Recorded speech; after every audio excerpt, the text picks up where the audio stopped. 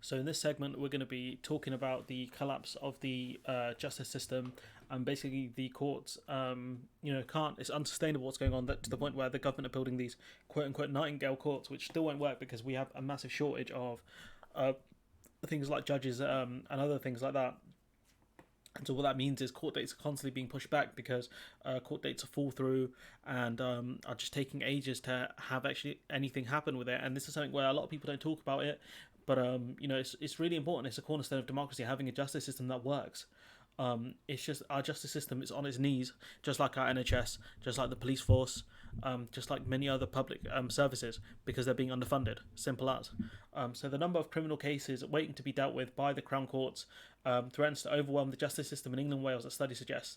A backlog in the court's hearing, the most serious cases should be 195,000 by 2024 without action. So that's saying that there's by 2024, without anything happening, there'll be a backlog of 195,000 serious cases. So that would be like murder, rape, and those sort of charges. Imagine the smaller ones. And these higher cases, I think they get more priority. So imagine how bad the backlog is for the smaller cases. So the Ministry of Justice said the study was based on extreme assumptions. The authors of the study say it's a reasonable worst case scenario, but there's a catastrophic risk to public confidence and effective enforcement of the law. And the thing is, the Ministry of Justice can say it's based on extreme assumptions, but the thing is, we already know that there are massive problems with the court system because of these conservative governments. And the thing that people need to remember is the conservative governments. It's not just the prime minister; it's an ideology. So each one of those MPs, those conservative MPs, they hold a part of that ideology with them when it comes to things like tax cuts and budget cuts to public services. That's what they hold within them, and that's something people need to realize. Even if you get rid of Boris, you put in Sunak, Patel, the other bald guy Javid. I've just named three Asian MPs. Any one of them, David Davies. Name a Conservative MP. This is their ideology, and that's what people need to understand. They are a hydra. You can't just chop off one head. It doesn't work. You can't get rid of one prime minister and hope that it fixes it. You can get rid of some of the incompetency, but the fact remains is they're still there. That ideology still exists. There can be gaps of up to 4 years between alleged offences and a criminal trial. So if it's alleged that you've committed a crime, it can take you around 4 years just to get your date in court. So could you imagine if you were accused of something like theft and it takes 4 years to clear your name? Jesus. The backlog of cases was increasing long before COVID and now stands at 45,500. And the thing is, right, this is, the BBC doing some good work in saying that it was pre-COVID that we had this problem, not because of the pandemic, it was before, and this is a long-standing problem. The pandemic's made it worse, but this problem was here before that. Crest looked at how this could develop over the next 4 years. It took into account the long-term impact of COVID-19 on unemployment, which could see a rise in some crime. True, things like theft will go up definitely. Lockdowns have seen a rise in domestic abuse, so that makes a lot of sense. Plans to recruit 20,000 additional police officers.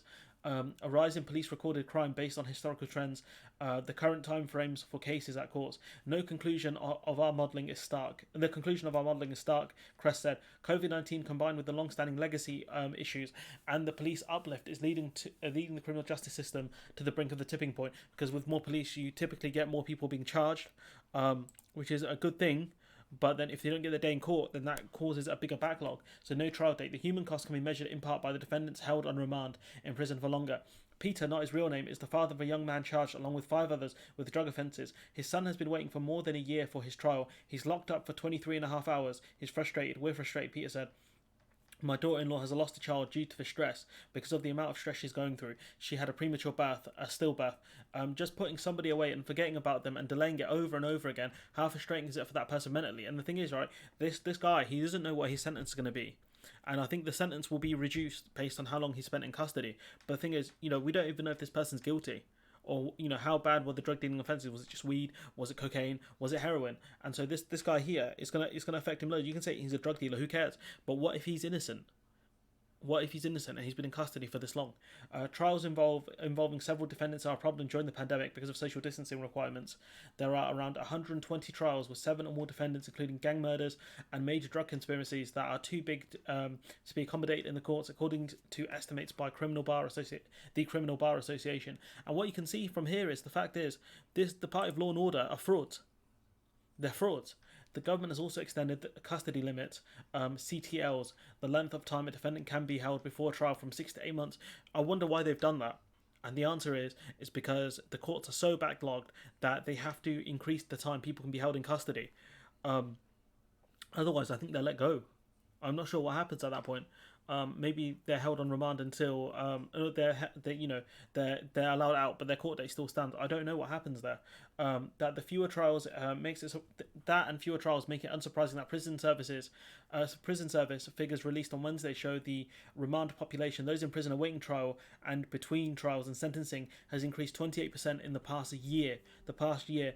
To 12,274 is at the highest level for about 6 years. The extension of CTLs has become highly controversial, with one judge claiming he has been put under improper pressure to keep a defendant in prison. There are also anecdotal reports of defendants pleading guilty to get out of prison, with some fearing they will serve longer. They will serve longer on remand than they would be if they were convicted. So these guys here, that these criminals think that if they don't plead guilty, they're going to be waiting for their court date for so long that it's just worth it just to plead guilty and go to pen, or get released on a charge, a fine or whatever. That's how bad the system has got.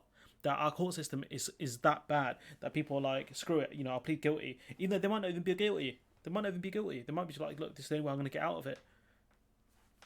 The CREST study says court capacity needs to be doubled to stabilise the case backlog, as well as longer sitting hours and new buildings. It suggests a greater use of existing courts and technology and more part-time judges. However, CREST says increasing court capacity would not have knock-on effects on other parts of the criminal justice system, such as prisons, and a projected increase in suspended sentences would put pressure on an already struggling probation service. So what that means is if you get a suspended sentence, you're on probation, and so that means you have to be monitored. And so without the money going into the probation service, what that means is the more people getting suspended sentences means that without a probation service that can monitor people, then these people can go on to commit crimes without being checked, and without certain people being warned if they have to. And so what we can tell from this article is the fact is the Conservatives have failed the country on multiple fronts here, the court system being another one, where you can see multiple problems from this pandemic. But the symptoms were already there. The NHS was already in trouble before the pandemic. The court system was already in trouble before the pandemic. And so what this shows you is the fact is the pandemic exacerbates problems, certain problems. But this problem was already here. It didn't create this problem. And so if we go on to the article, Joe Sidhu QC, Vice Chair of the Criminal Bar Association, says, CREST is simply telling us what we already know. He said, if no further action is taken to address these problems immediately by massively increasing the number of courtrooms to hear these cases, you are looking at years of waiting for justice to be done. And could you imagine, right, if you're one of those people, you're a victim of a crime, and it's taken 4 years for your court case to be heard, what's that going to do to you mentally? What's that damage going to do to you? That a person who's hurt you is taken 4 years for them to be prosecuted. It's just phenomenal, how badly that they've messed up the system. They added, they also failed to take into account, and this is the Ministry of Justice saying that the CREST study assumptions do not stand up to a reasonable scrutiny, such as the vast rises in crime and charging, which have no clear rationale. What does that even mean? So are they saying that people are being charged irrationally?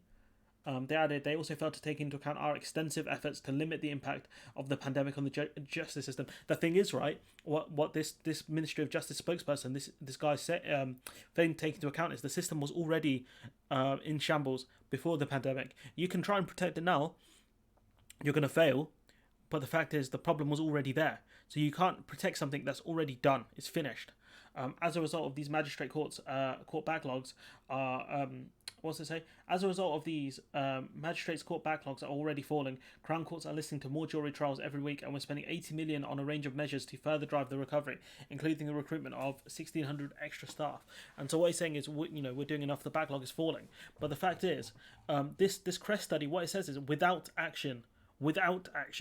And so what this idiot saying is, the cases are falling because, we put the money in. It's like, what the CREST study is saying is without action, this will happen. And now you have taken actions to try and help the problem. So by them saying the study is flawed because we are doing something, that's just, the mental gymnastics here is very high right now. If this is making sense to you, I'll say it one more time, right? The CREST study says 195,000 cases could be backlogged by 2024 without action. Now the government are saying we have taken action, therefore the CREST study makes no sense. But the CREST study is there saying, without you doing something, this will happen. And the government are saying, we have done X, therefore your study is flawed. Does that make sense? I hope it does. Let me know in the comments if that makes sense. And we've got a judge makes a formal complaint over COVID custody wait. So a judge has claimed that he was put under improper. This was cited in the other article. Was put under improper and undue influence to keep a defendant in custody. Judge Keith Rayner refused to extend the time a teenager charged with drug offences could be held in custody before his trial. Woolwich Crown Court heard Tefse Young Williams was charged with serious drug offences last October and has been in custody for 321 days because of delays. That is 139 days beyond the custody time limit, the judge has said. So basically, he's been kept in custody far longer than the actual time limit. Refusing the extension on Tuesday, Judge Rayner ruled the government measures, which include the creation of 10 Nightingale courts, temporary courts, to help tackle the number of outstanding cases were too slow, not proportionate, and lacked funding, and that alternative adequate funding measures would have worked were not adopted. So what he's saying is, these Nightingale hospitals is too slow.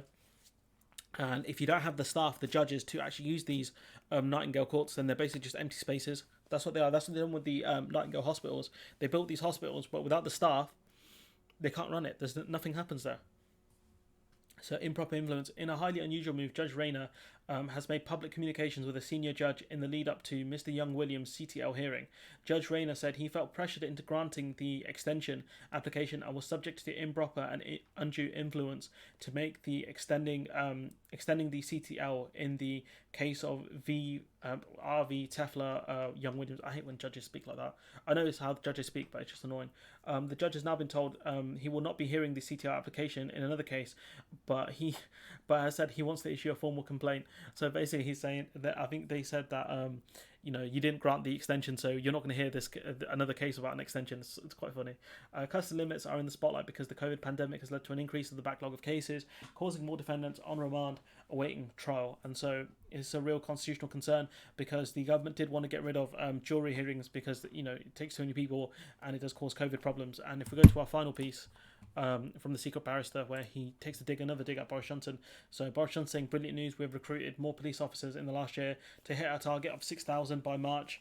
Over the next 3 years, we're committed to keep the streets safe. And the Secret Barrister, Watji, saying, the delay between an alleged offence and the date of trial is now typically 3 or 4 years. This is because your mismanagement of the courts and your refusal to fund criminal justice. You don't keep the streets safe. You have brought the justice system to collapse. And 100% I agree with the Secret Barrister. And they have brought the system to collapse because it's taken 3 to 4 years to get your day in court. So whether you're the victim of a crime or you've committed a crime, it's taking way too long to get a court hearing. And I'm going to leave it there. Let me know what you guys think in the comments below. Like, comment, share, subscribe, and hopefully I'll see you in the next one.